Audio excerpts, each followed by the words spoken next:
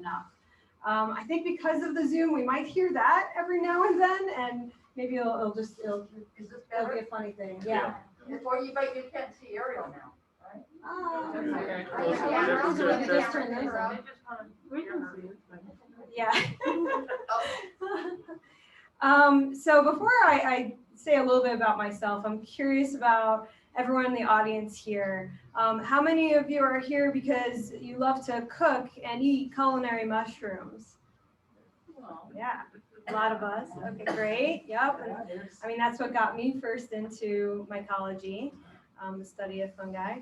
And how many of you are into the taxonomy, the different species, and really enjoy identifying different species? Yeah, that's fun and a challenge. You know, you've definitely gone through that experience with the dichotomous key, and maybe kept going in circles. And I honestly, I have a research background in mycology, but like I said, I first got into it because of a love of culinary mushrooms. And my background is really, it started when I went to undergrad in upstate New York, actually, the State University of New York College of Environmental Science and Forestry. It's kind of a mouthful. And there, with any topic that there's a really great professor that inspires you, that kind of helps to lead you down a path. And that's the experience that I had. There was this really fantastic mycologist there who I first taught from, and he was Irish, and he pronounced fungi. He didn't say fungi, so I say it the way he did, as kind of like an honor to him that he was the first person I learned mycology from. And so then I worked with other mycologists and ended up being really fascinated with mycorrhizal ecology, which is the study of the mushrooms or the fungi that have a beneficial relationship with trees, a symbiotic relationship. And there's a whole spectrum of that relationship of, sometimes maybe the trees are taking a little more, sometimes maybe the fungi are taking a little more. And I'm going to talk a little bit more about that group. But it's been an interesting path for me that I worked as a biologist, as a habitat restoration coordinator, various other jobs, before I realized I wanted to get back into mycology. And that's when I went to grad school at OSU. And studied in the fire mycology lab that was associated with the Forest Service. And since then, I found that even with that, it's hard to find a job in mycology. That's something a lot of people don't talk about. Like, just because you go and maybe get a degree doesn't mean you necessarily are going to find a job in that. But what was so cool is the professor who I worked with, Dr. Jane Smith, she already had this great project idea, and it had to do with fire, because fire is such an important topic out here. And I said, oh, wow, I mean, fire ecology is its own incredible, interesting topic. So it was great to meld those two passions of mine, that I also was interested in fire ecology. So for today's talk, I'm going to just tell the story of my research and what I learned about post-fire fungi. And what's cool is I don't get to talk about this all that often, but I get to more and more now, because I work for OSU Extension as a regional fire specialist. So even though I didn't get the job in mycology, I got the job in fire. And people end up being pretty fascinated about how fire actually does play a role in the recovery of forests after fire. So if you hit the next one, that would be great. Yeah, there we go. So just a brief overview. I'm going to talk about. I'm just going to go over what soil burning, what kind of impacts that has on soil. Keep clicking. Yeah. Ectomycorrhizal fungi. If we don't know much about that, I'll give a brief overview, the setup for my research, and then how that affects soil, how that affects the actual fungal communities, and what that means for post-fire recovery. So, as Linda was saying, fire's on our minds, especially living here in Central Oregon. And what most people think about when they hear about a fire, what are some things? What does fire do to our forests? What are some things you think about? Revitalize. Revitalize. Wow, that's an awesome positive answer. Usually the first answer I get is like, it kills things. So, a lot of folks think about what it does to the trees, what it does to the understory, what it does to wildlife and wildlife habitat and their food. But click the button there. What most people don't think about is what it does to the below ground. Click again. And so it actually, fire can have an impact on soils.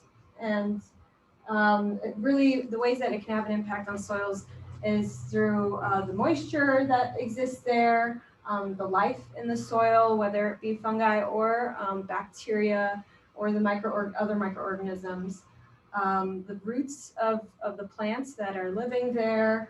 There's also the release of nutrients and also the loss of some nutrients. It depends on the nutrients. And it affects the pH. It can increase the pH of the soil, so that affects the habitat for whatever's living in the soil. And it also can lead to erosion in some cases, as Linda was talking about when we see in the news about mudslides and things like that. And I'll talk a little bit about that. So before I go any further, I just want to define these really important terms that get thrown around. A difference between intensity and severity, and also just specifying that it's about soil burn intensity or soil burn severity. Because when we hear in the news about severity, bootleg fire was high severity, mostly they're talking about tree death. And it's a totally different look when you're talking about soil burn severity. This is what I was afraid of with the Mac. Because we're on a different computer, things might look a little funky. So soil burn severity, that says temperature and duration. So the intensity is really about what happened there when there was combustion, the levels of heating, the temperature, and also how long it was heating for. And for soil burn severity, that really more describes what happened as a result, the impact. And so it's a product of intensity. And so with the logs that are on the ground during a fire, that can end up being when there's a combustion of that down wood. That's what can create a high intensity soil burning. I'll use bootleg fire as another example since it's was fresh on our minds. But with that fire, the fire came through and killed a lot of the trees, but didn't necessarily have high intensity soil burning if there wasn't logs on the ground right there that were in direct contact with the soil that completely burned. So that's just wanted to clarify that difference. And so a high intensity can create high severity impact on microbes and nutrients and also soil structure.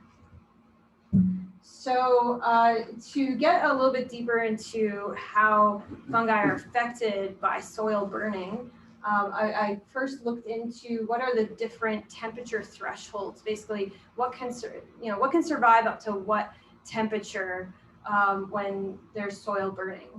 So we've got plant roots, 118 degrees Fahrenheit. And I don't know who got the statistic on small mammals. I hope they didn't have to torture any small mammals. I don't know where. Yeah, this isn't published research, but not mine. And then for fungal organisms, it's roughly 140 degrees Fahrenheit, which is interesting. And this varies depending on the species.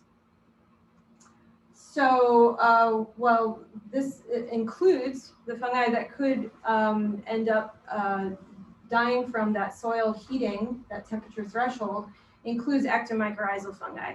And for the rest of the talk, I'm going to refer to it as EMF. And so EMF, how many of you are familiar with ectomycorrhizal fungi? Not too many. Well, you will be after this talk. EMF, they're amazing. They create a symbiotic relationship with plants. They exchange water and nutrients from the soil to the plant for the plant's sugars. If you think about it, the plant is photosynthesizing, it's making its own food, it's making its own sugars, and the fungi they've got a deal going. So they get the sugars from them. And if we click the next one here, this root tip here, where it actually connects with with the conifer seedling, is actually this famous fungus here. And so the fly agaric actually ends up looking like this nice pinkish color on the roots. So yeah, Amanita muscaria. Go to the next one. Okay, so I've got a cool video, but we're not sure how well you're going to hear it. But let's see, I'll be here. If you want to click on it, it'll play. And then no, not going to happen. Okay, well, I can send it out in the future and we can watch this cool video. Is it the volume that's the problem? No, actually, it's not even playing. Yeah, I think maybe it might be the Mac thing again. Playing, but not. Yeah. Place to turn the volume on. That's okay. Basically, I'll say what the video is pretty neat in talking about what mycorrhizal fungi do. That maybe some of you have heard of the wood wide web. Basically, when we go and we walk out in the forest, all below our feet in the soil, there's a network of fungi out there, and they're connected from tree to tree. And there's research, famous research by Suzanne Simard in BC, and she's looked at how there's communication between the trees through the fungal networks. It's just a fascinating thing I recommend looking up later. Maybe we'll get to post this on the Facebook page and then you can watch the video. So we can go to the next slide. So EMF are really important for forest regeneration because they help increase the growth and survival of conifer seedlings. And we have plenty of conifers out here. We've got ponderosa pine, we've got lodgepole, we've got in some places Doug fir, true firs.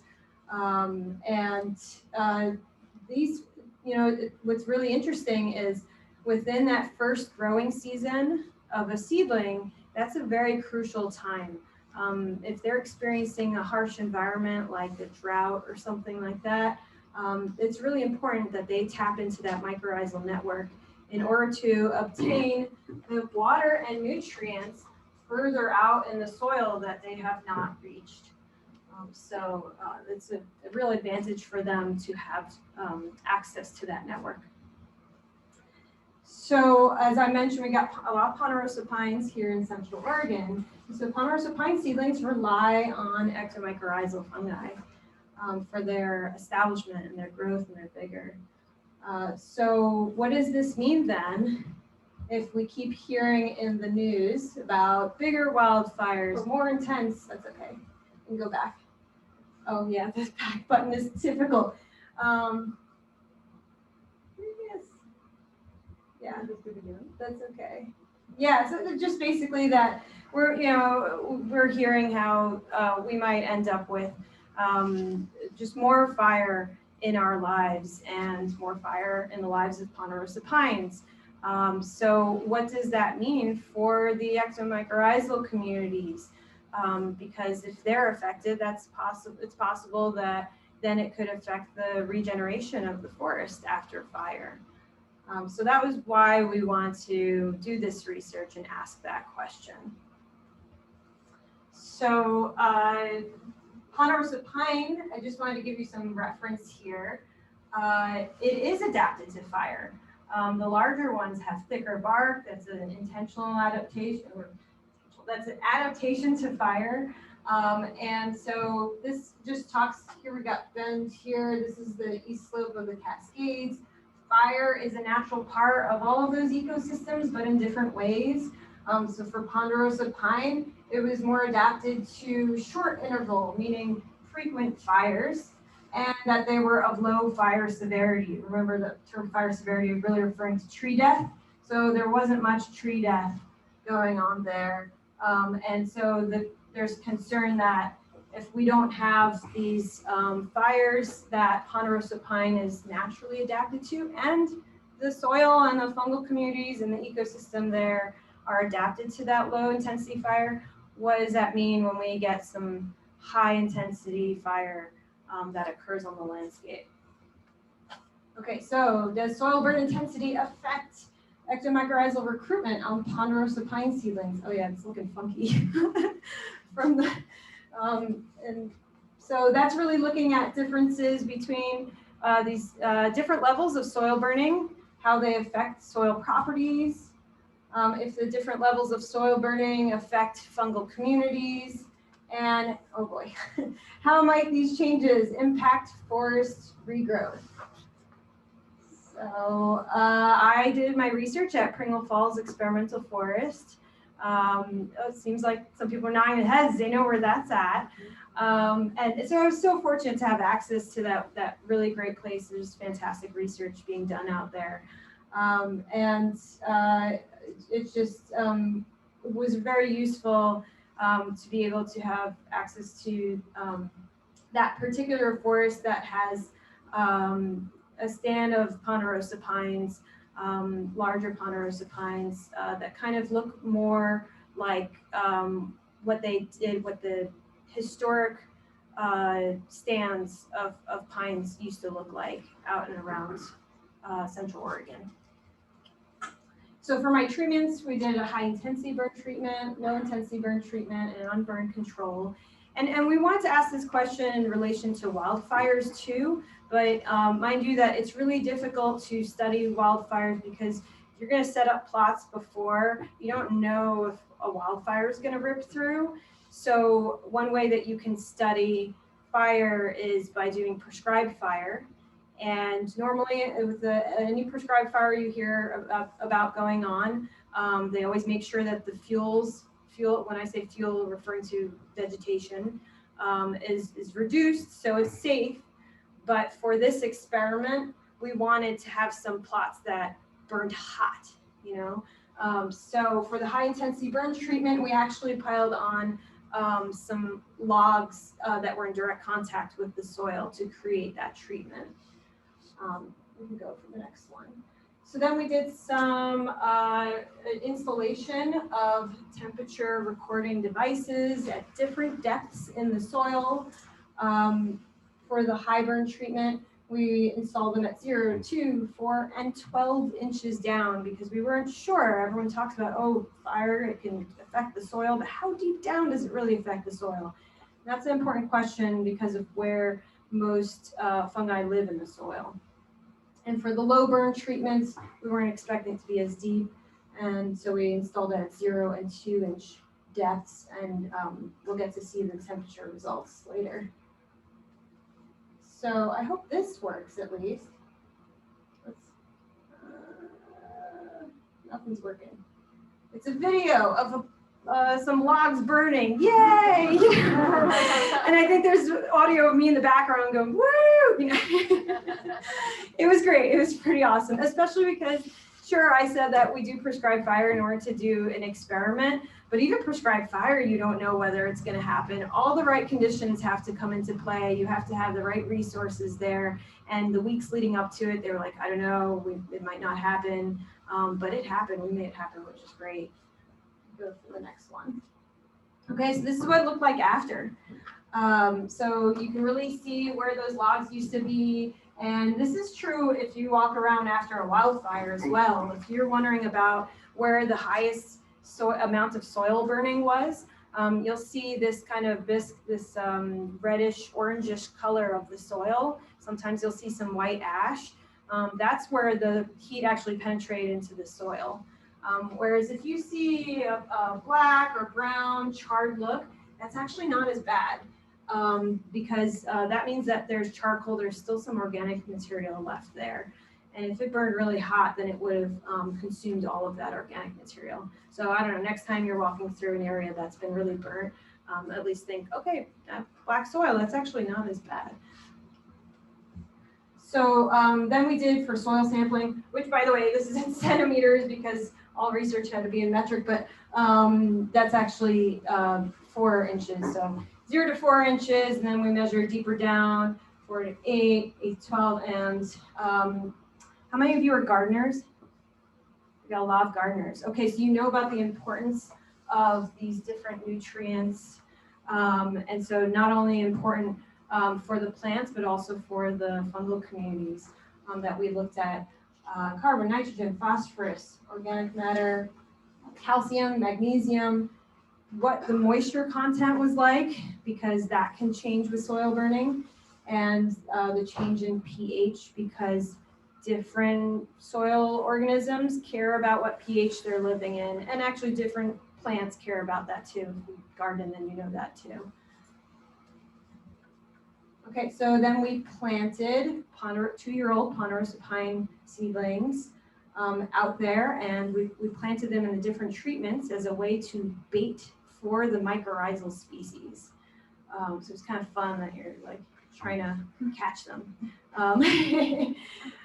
So we planted them in the spring, and then 4 months later in the fall, so one entire growing season, we went back, we harvested a random subset of these seedlings, and then I brought them back to the lab. I hacked up their roots, and I took a look at what was colonizing them. If you remember from that EMF picture earlier, the amanita, how it kind of looks like this cool structure.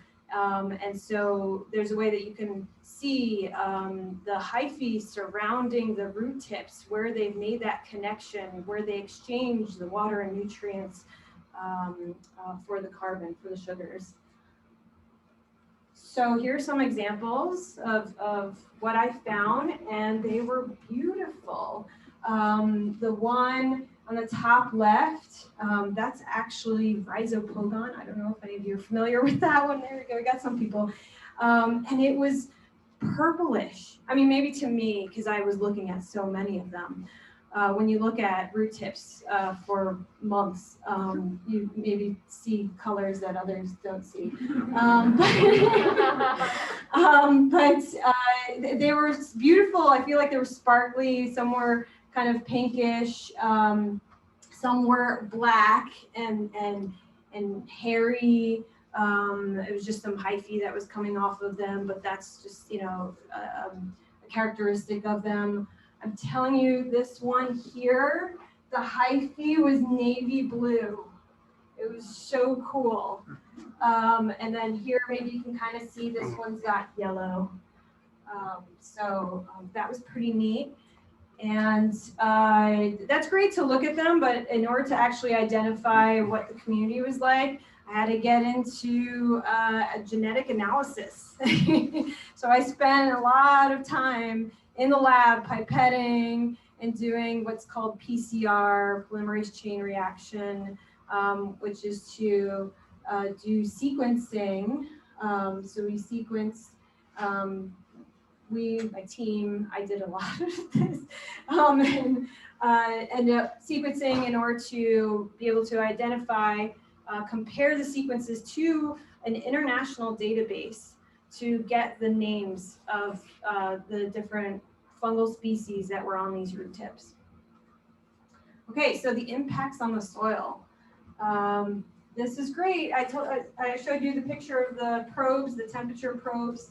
Wow, the high burn in red was just, that was around 1400 degrees Fahrenheit at the soil surface. That's where those logs were that we're consuming. And so really neat that 2 inches down, it was still, oh, yeah, click the button actually. This is the lethal threshold for fungi. So yeah, I would say that they were killed at the zero, at soil surface, 0 inches. 2 inches down, yes, past that threshold, 4 inches down past that threshold, so maybe to around 6 inches down. But look at this, 12 inches down in the high burn unit. No, it didn't pass that threshold. So it's really interesting because what species live down there? There actually are some species that live deeper in the soil. And then the difference with the low burn. So if there's any concern when you see a prescribed burn going on where they're trying to only do low burn intensity, and how I mentioned that's actually what's natural for the ponderosa pine ecosystem, those frequent low intensity fires, only right at the soil surface does it get to the temperature that could kill fungi. But 2 inches down, no, that's, it didn't get past that threshold. Let's click again. Hey, okay, this is where most EMF live. Actually, a lot of, more than just ectomycorrhizal fungi, a lot of fungi live, if they're in the soil, they're actually most of them live in the top 6 inches of the soil. Why? Because they're taking advantage of the organic matter that's there, the duff, the litter, things like that. And so that's why it's pretty important to know that, okay, the difference that the high burn, it killed the fungal species in pretty much most of where EMF live. Okay, I'm gonna go back here, making people dizzy. Temperature is important, but duration is also important. So it's really interesting how the heating, this is heating above 140 degrees Fahrenheit, so heating over that lethal threshold. And for the high burn, as deep as 4 inches, it was burning past that lethal threshold for more than 6 hours. Whereas the low burn, that lethal temperature was really only for about an hour. So residence time, duration of heating is important as well. Okay, so this thermometer here is really just to show what happens to soil when it burns. At what temperature is reached, when does water vaporize? When does nitrogen volatilize, which is, dissipate or break down? So, when does potassium break down? At what temperature? So if we look at the high burn treatment, 2 inches and below, it only got to the point where water was vaporized. And these other nutrients, they weren't affected 2 inches and below. Right at the soil surface, it got hot enough that it broke down the nitrogen, the sulfur, the potassium, and all that. So even with those logs on the ground, really intense soil burning, 1400 degrees Fahrenheit, 2 inches down, there's still nutrients. It's still doing okay. So I just want to dispel the myth that fire is so bad for soils. It really depends on a lot of factors. And so for the low burn, it is even less of an impact than that. So really at the soil surface, water vaporized, but there was still water at 2 inches down.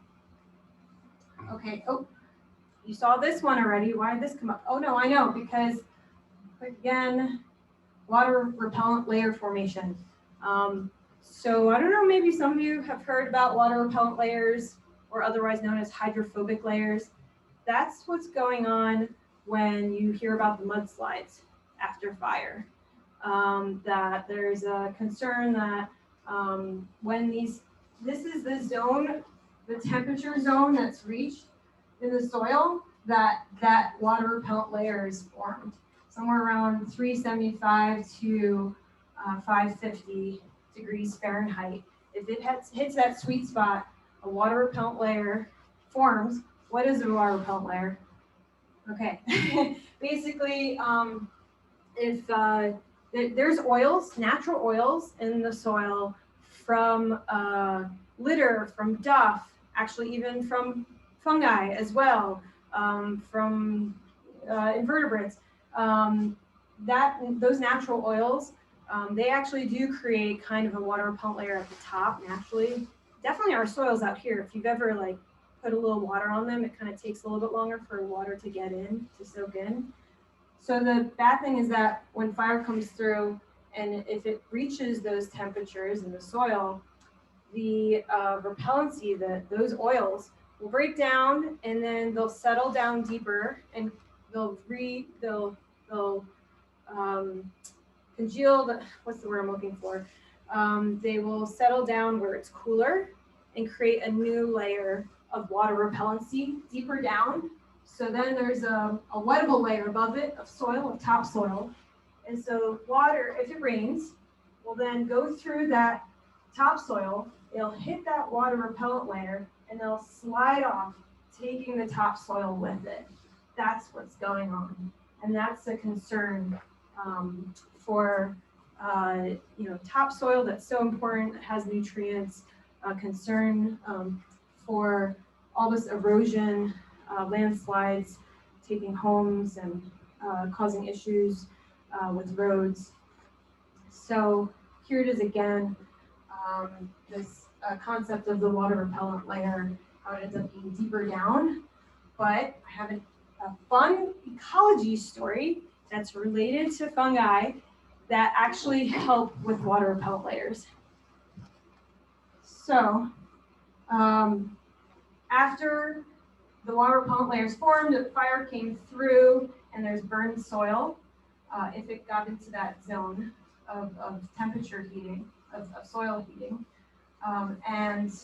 Afterwards, this fungal, a group of fungal species like to grow through that soil and create these hypogeous fruiting bodies, which is a truffle, another word for a truffle. Not the truffle that we're all excited about to eat, but there's other species out there that create a truffle-like fruiting structure. And so, we can click again. So it may not be the really tasty truffles to us, but these types of truffles are like a Snicker bar to a small mammal or a flying squirrel. And so they can smell them from a long distance away. And even though they're buried in the soil, and they will dig them up, and they'll break that water repellent layer after fire, which is so cool. And then if it rains, it gets through that water repellent layer, not causing that erosion issue, but also creates this nice catchment for water to get through, and also the fungus has access to that water. So it's a pretty neat adaptation. And the soil benefits, the small mammal benefits, the fungus benefits. It's cool. And actually, there's some studies out there of this is actually not a truffle from this region, but one that was found after fire, and you can hear more about it in that paper, Claridge et al. 2009, and it's actually a rhizopodon species. Okay, so fungi are pretty incredible, that even though we saw with that high intensity soil burning in that treatment, that they can still come back, they can recover from fire. So it's kind of like the phoenix, the story of the phoenix, like growing out of the ashes. And there's actually a cool term. Oh, no, that's okay. So I ended up putting a little morel on the head of the phoenix. So morel is the phoenix. And there's this really great term that was coined by the famous Jim Trappy. I don't know how many of you know Jim Trappy. I was very honored that he actually came out to some of my field sites. This term phenocoid. So that's really referring to a fungus that rises from the ashes. Think about it, phoenix, phenocoid. So I think it's great. Let's honor Jim and use that term. I like that one. So some cool fire adaptations that different species of fungi have. Some of them grow thick spores, like this. This is a really common one that you see after fire. Crassisporium funaria phylum, and this adaptation to have thick spores. Why do you think that that's a good thing for fire? Any thoughts? Why would you want thick spores? It's just like wanting the thick bark on the tree, that it's more resistant to the fire, and it can withstand higher temperatures. So also some fungi create these overwintering structures called sclerotia. It's like this little hard mass that is in the soil, and it's not a fruiting body actually. It's just a really condensed mass of hyphae, and they're hardened that they can resist temperature. Some species can withstand that increased pH that happens in the soil, and then they get to take advantage because the other species around them that couldn't handle the increased pH, they now don't have to compete with those other species. Some of them will switch to a different food source. They'll take advantage. Actually, there are some mycorrhizal species out there that, now all of a sudden there's a lot of dead wood from this fire.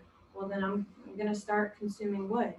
It's pretty neat that recent research has found that there's switching over. It's not just decomposers and just mycorrhizal species. Some of them can do both. Also a life strategy change with the death of the host. So if the tree ends up dying, then where does the mycorrhizal species go? Sometimes they'll send up more fruiting bodies and disperse spores because their host is not there anymore. So post-fire fungal facilitation. This is really neat. As I was saying, there's decomposers and mycorrhizae. They're both assisting the plants after fire. The decomposers are important to us because otherwise we would be up to here in down wood. So gotta be thankful for the decomposers. I had mentioned how some of the fungi are growing in the soil after fire. They actually assist with soil aggregation. So with the after fire, the impact to the soils and the concern for water repellent layers, just the hyphae growing through the soil help to hold it together. And they also, once they're growing throughout the soil, they reduce the evaporative water loss. So there's concern after fire that the solar radiation is steaming the soil and the soil is losing a lot of water that way. Well, if you have different fungal species growing throughout that soil, that can help to hold that water in. And the fact that they can take up nutrients from ash is pretty great. And if they're tapped into that mycorrhizal network, the trees are then getting the nutrients via the fungi. And this is great. This is Geopixis, which is one of those fungal species that can hop back and forth. That has been found to create a mycorrhizal association with trees. Oh, sorry, we're pointing here. Okay, some more familiar species. Obviously, a lot of us are a fan of Morchella species. There are so many. In Oregon, I've heard there's something like over 30 different species, and not all of them are post-fire. Some of them are more associated with cottonwoods, for example, not involved in fire. Some of them are, I call them natties, they're natural, that some of them will, grow with dead or dying fur.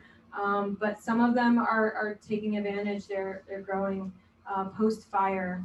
And what was neat was at our field sites, we found morels popping up. So then some other species that I really often I find out there, Sarcosphaera after a fire. They're actually really big. They can be like this big. I don't know if any of you've seen them. They've got this cool purple color. Sometimes you're like, what's that weird pocket? And then you dig a little, and there it is, the Sarcosphaera. And I found a frog hanging out inside of one. So they're providing habitat, and it was moist in there too. So, it's really neat, the ecology of, what the fungal organisms do, what they provide for the other species. So there's a lot of different Pizziza species out there and Gyromitra that can be found after fire. And all of most of these pictures I actually took at my field sites. Not all of them. But I mean, just cool with the morels. Like, look at, you can see the difference. Those are actually different species. Keep going. Okay. Oh, post-fire cuisine, not just for us. But like I said, for small mammals, that's actually sugar glider on the left, squirrel on the right, and there they are. They've got their truffle. You know, they look like they're pretty stoked about it. And that's something that they benefit from fire. And it's not just the small mammals, but also there have been reports of deer, of bear coming in and eating the mushrooms that fruit after fire. So there's small rodents, and this is a really neat bug, and it is. Have any of you found it? I find it often when I'm picking morels that they're on the morels. I was fascinated. I had to look them up.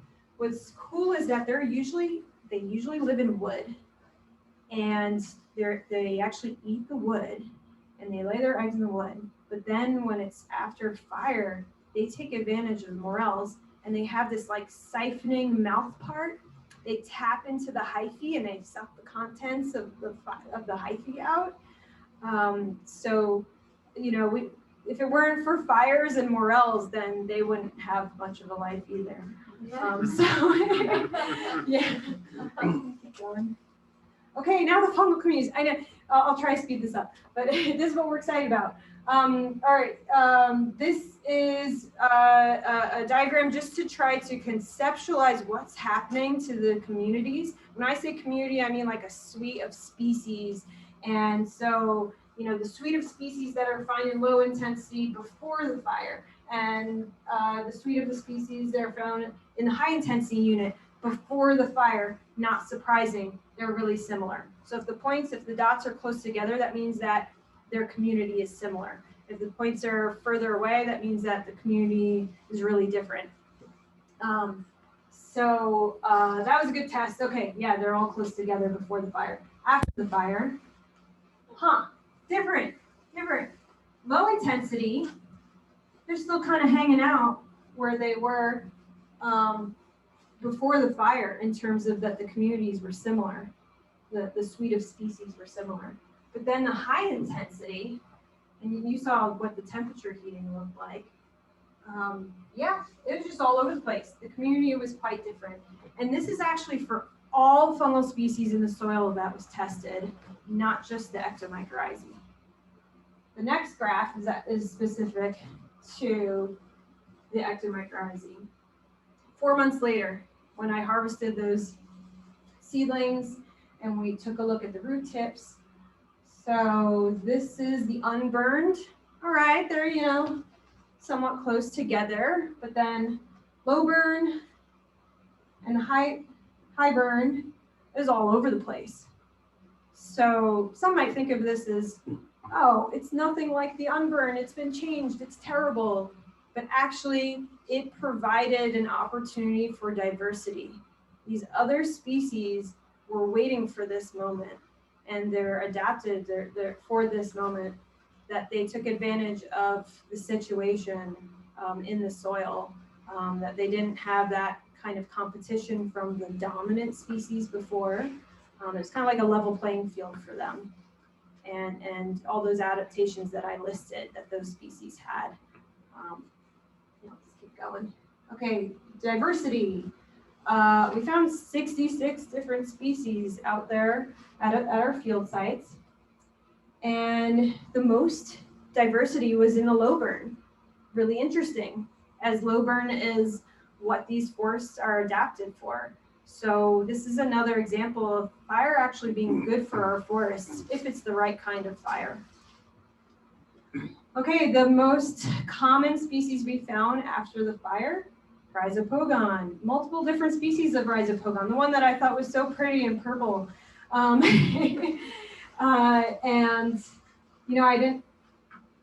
have more information on the species I found, but it's for a later slide if we have time, or if anyone really wants to geek out. But we'll just continue on for now. Yeah, once again, those are the type of fungus that produces those below-ground fruiting, like a truffle. So what did we find? Impacts on soil properties and nutrients.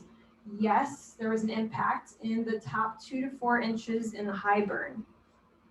Impact on the fungal community 1 week later. Yes, we saw that the low burn and the high burn had a change in the fungal community. 1 week, even 1 week after the burn.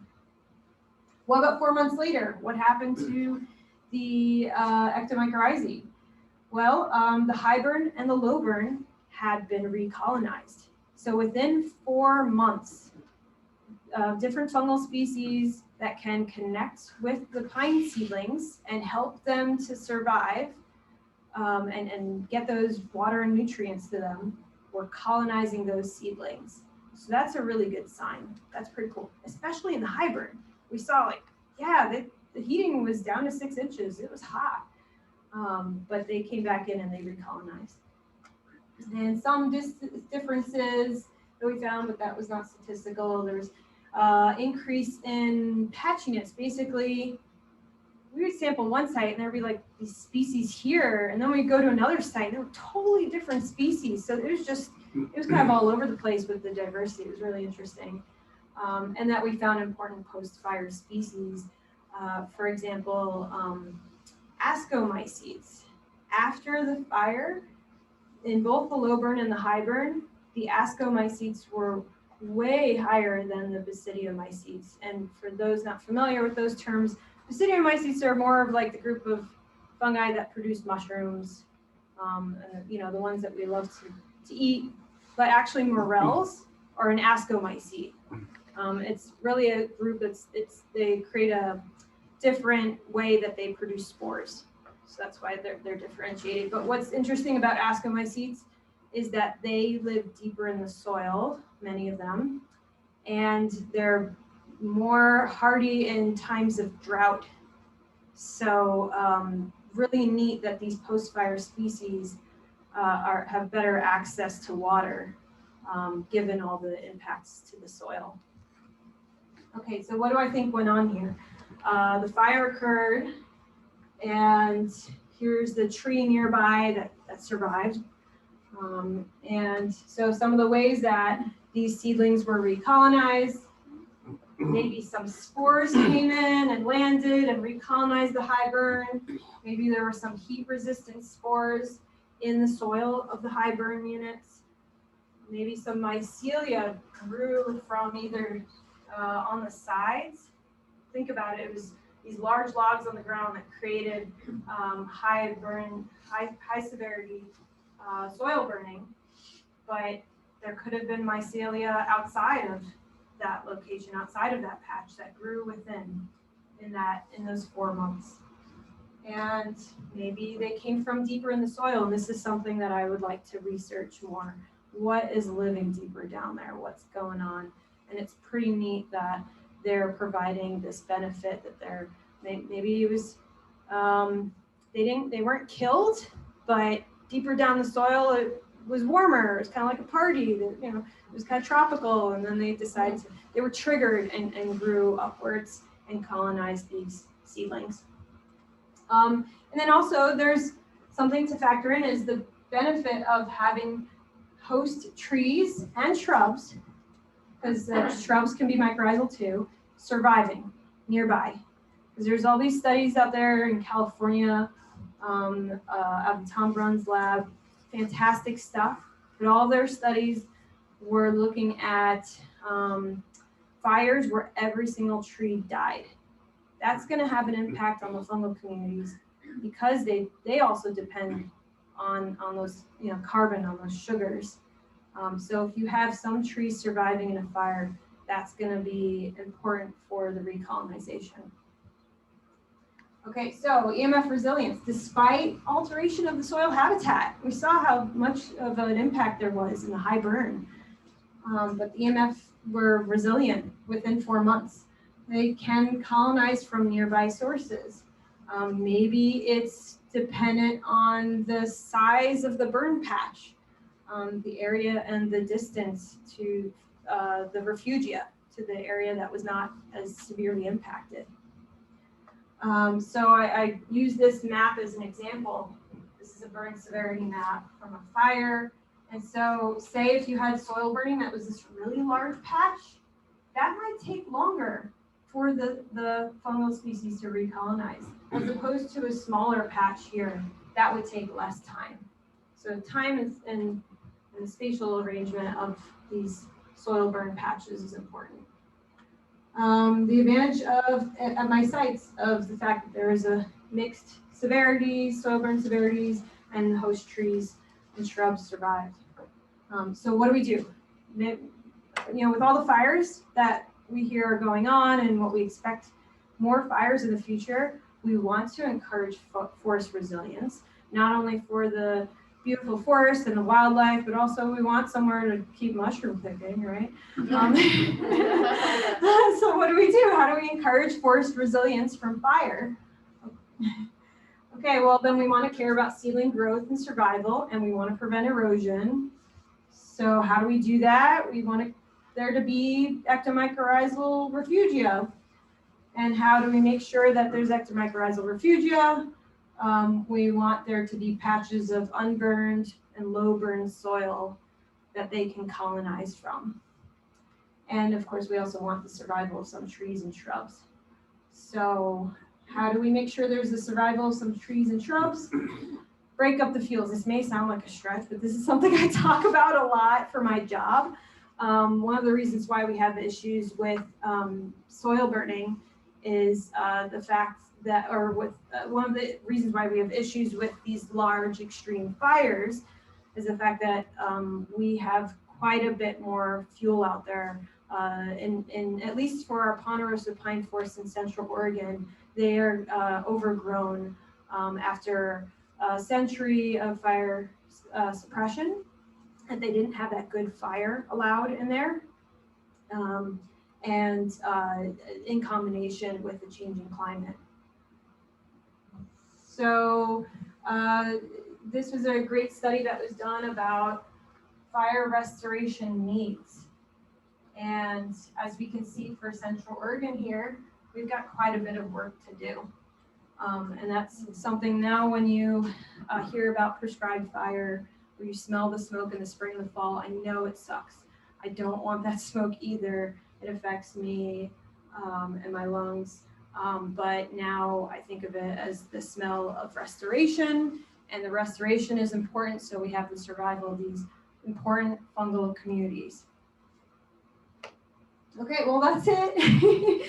I so appreciate y'all listening to me ramble for probably longer than I was supposed to. But like I said, I work for the extension.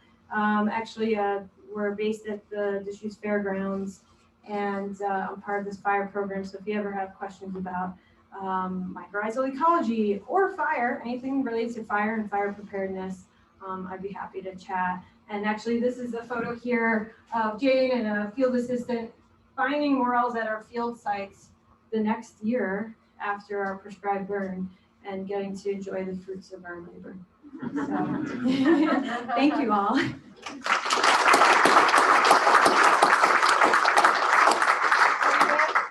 Questions? Did you answer some questions? Oh yeah. I don't know how much time we've got. I'm here till, yeah. So a few of us are trying to do some restoration in an area of high severity burn. I mean, it burned like through the roots and big, burned way down deep.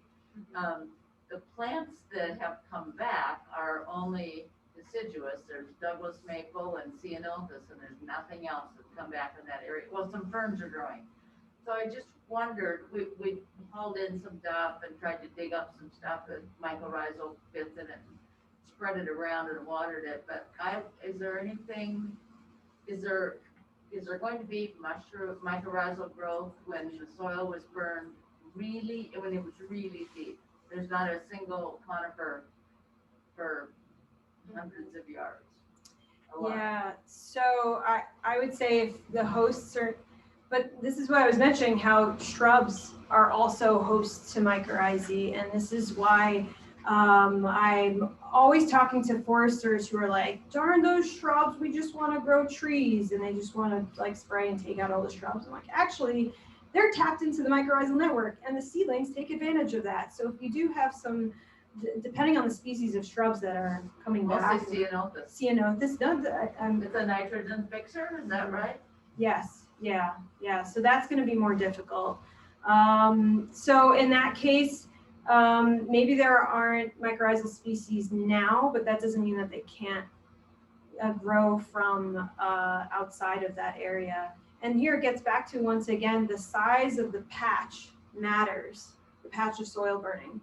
So was that a small patch of soil? Was that a large patch of soil that was like that reddish and really high intensity soil burning? Pretty big patch. It was a pretty big patch. Well, so then it might take longer, but that doesn't mean that it can't happen. And what's really interesting is, I talk to foresters and they, those giant brush piles that you see that get burned, they actually like to plant seedlings directly in those, the footprint of where that pile had burned, which is fascinating because you think, what, that's got to be where the soil was the most affected. But like I said, these areas can recolonize, and there's a bit of like you're baiting for them. So like the mycorrhizae, they need the host to be there. The trees need the mycorrhizae to be there. So it's worth what you're doing of trying to bring in some duff and some soil from some unaffected areas, and seeing what happens. Have you tried planting any seedlings?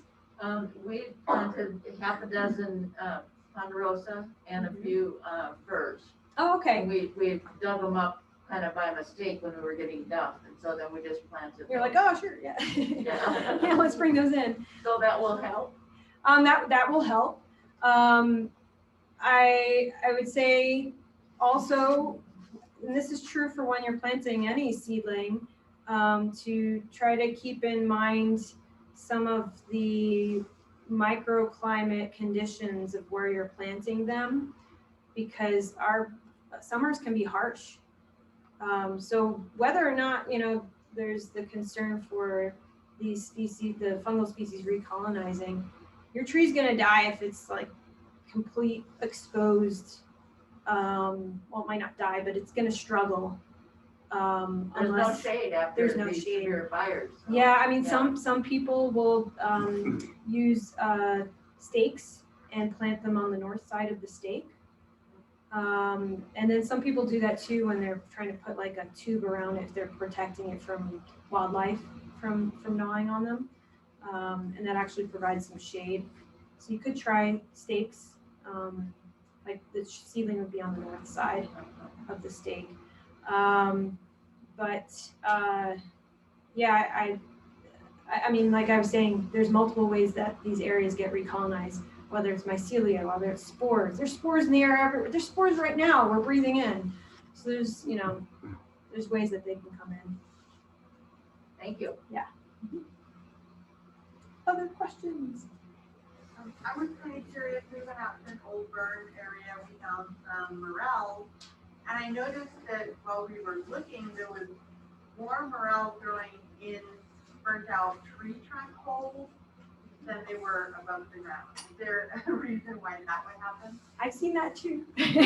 I'm like, ooh, there's actually like areas where a log had burned, like just a log on the ground too.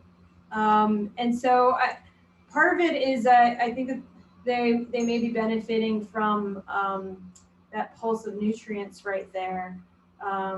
But also think about that they take advantage of where there's exposed soil, that's where they can come up through the soil and fruit. And so it's true even when you're growing your own mushrooms, like you have a kit at home that you're growing. If you poke a hole in the plastic, they're going to seek out where the oxygen is. And so if there's this area that, for this species, for that group in particular, the ones that are adapted to fire, that they're going to seek out where there's that oxygen and there's less in the way of them, where there's that duff that's been consumed. So, yeah. I just gave that away, everyone. That's great info for a lot of people. And it's not all species that do that. Yeah.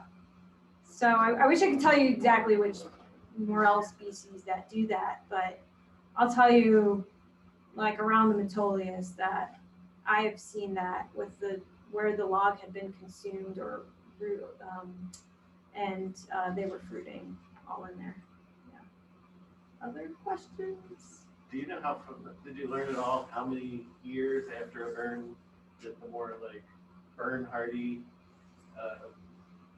fungi would keep fruiting in that area? So we really only looked at 4 months after, and I think it's so important to go back and do longer term research for the ectomycorrhizae, because that was my part of the study. We end up not, unless I, by some miracle, get some funding and can do that with my current position.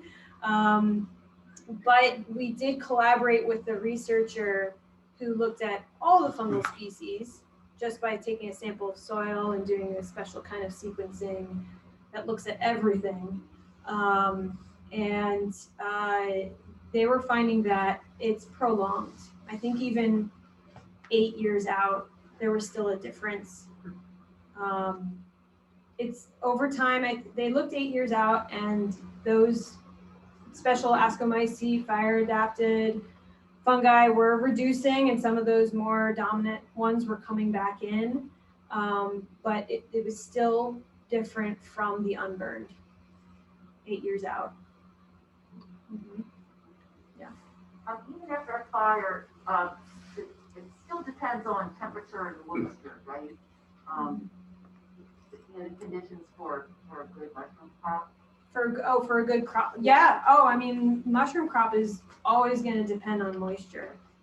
And temperatures too. I have friends out there who have temperature probes, soil temperature probes, who go out there in the spring. They're like, it's not time yet. It's not time yet. I'm like, right. Yeah. Those are good friends to have. So yes, temperature of the soil is really important. But for any fungal species, they depend on moisture. You know, some are more hardy, but for the most part, that's why we see these big flushes in the fall and the spring. So your friends that have the thermometers, how deep do they measure? I don't know. I think it's 4 inches. Yeah, 4 inches. Well, I mean, look at that, how I was looking at 4 inches. And soil. what is the optimum temperature? Is it 50 degrees? 55. 55. Remember what it was. I remember this spring, he was like, 48, it's not time. Yeah. Yeah, so for the regrowth, do they happen, the E and F happen at the same time as the seedlings, or does that have to happen first, or the seedlings have to happen first? So, I mean, that's a great question. What was the question? Oh, sorry, I'll repeat the question. It was more of, it's like chicken and egg. Do you need to have the EMF there first for the seedling to take advantage of them, or do you need to have the seedling there first and then the EMF can come along and recolonize? So for the seedlings, they will have a hard time if they don't make that connection within that first year. So So there's something you can do to help increase. Mm-hmm. I don't know if any of you've seen those in gardening stores or whatever, mycorrhizal inoculants. Don't buy it, it's snake oil. Some of them, maybe they can do a little bit of something, but the reason why I say it's snake oil is because those are not fungal species that are adapted to that environment. They've just been mass produced. They're, not what's adapted there. And there have been studies that have been done. You try to bring in those mycorrhizal inoculants, and you look at the root tips, you study the root tips later, they've all been taken over by what's native, what's already growing in the soil. So I would say you could take soil from nearby and be able to make use of just what's native, what's already growing out there. But also, like I said, they come in through the air and so on. Yeah, I'm sorry, but it's something I think it's still being studied too, because that gets on such a micro level of what chemical signals are the trees putting out to say, hey, come hither, and what as likewise, what kind of chemical signals are the fungal species putting out, and yeah, that's a whole science in itself. Yeah. What is your opinion of foraging in areas that maybe fire retardants have been used? Okay, so fire retardant is actually a combination of clay and fertilizer. The things that are required for combustion, there's a fire triangle. So does anyone know the 3 elements that are required for combustion? Oxygen, heat, and fuel. Yes, great. You guys all know. So what the fire retardant is doing is taking out which one of those 3? Oxygen. That's right. It's smothering. It's smothering the fire. That's why they use clay and for some reason fertilizer. And so it's bad for waterways. And often when they're flying over, they'll call in not to folks on the ground, firefighters on the ground, ask, are there significant waterways of concern? Then they won't drop the retardant. But otherwise, it's awful. I've gotten it on myself. I didn't mention I've also been a wildland firefighter. I've gotten it on myself. That's not fun. It's not great. They recommend washing it off immediately. But in terms of for the forest, it is sure not a natural fertilizer, but it was clay and fertilizer. So I think maybe the only concern would be what clay does to the soil. So clay actually can create a hard pan that then it's difficult for things to get through and grow in the soil, but you would have to have a significant amount. And usually if they're doing it right, they're flying over, it ends up being more like a spray. So I do know this, if you're, for some reason, your garden got fire retardant on it, just don't eat that stuff. If you're finding mushrooms that have fire retardant on them, it's just not worth it. Don't eat that stuff. But otherwise, once rains come in and it gets incorporated into the soil, it's not having a detrimental impact. It's really the waterways that's concerning. Because think about fertilizer runoff in water. That's something that's been a concern. Yeah. Other questions? Oh, thank you. It's 8:00, so we're. Yeah. Oh, wow. Okay. I thought I went way over. No, it's just. But if anyone wanted to geek out and look at the slides with me, I have actually a difference in the abundance of the different species we found. The name of that one that has navy blue hyphae, I can't remember it. But anyway, come up and ask questions. Thank you.